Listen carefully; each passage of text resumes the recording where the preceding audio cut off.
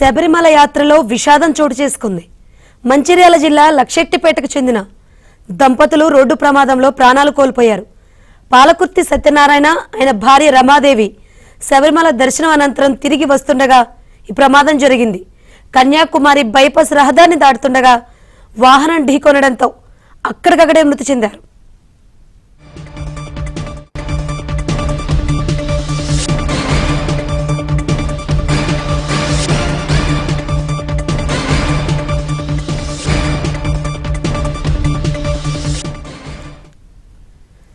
దంపతుల మృతి సంబంధించి మరిన్ని అప్డేట్స్ అందించేందుకు మా ప్రతినిధి మాంతయ్య సిద్ధంగా ఉన్నారు. మాంతయ్య.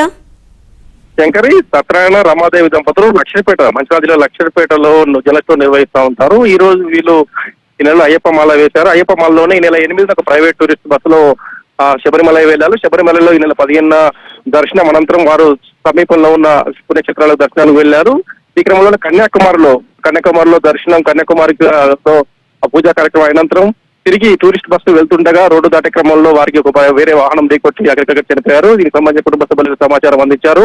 అయ్యప్ప స్వామి దర్శనానికి వెళ్లి ప్రమాదంలో మృతి చెందిన పట్ల స్థానికంగా తీవ్ర విషాదం నెలకొంది. స్థానిక వ్యాపారులు కూడా తీవ్ర సంతాపం వెలిబుచ్చారు.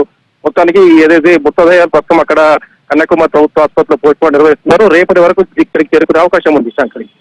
రైట్ మాంతయ్య.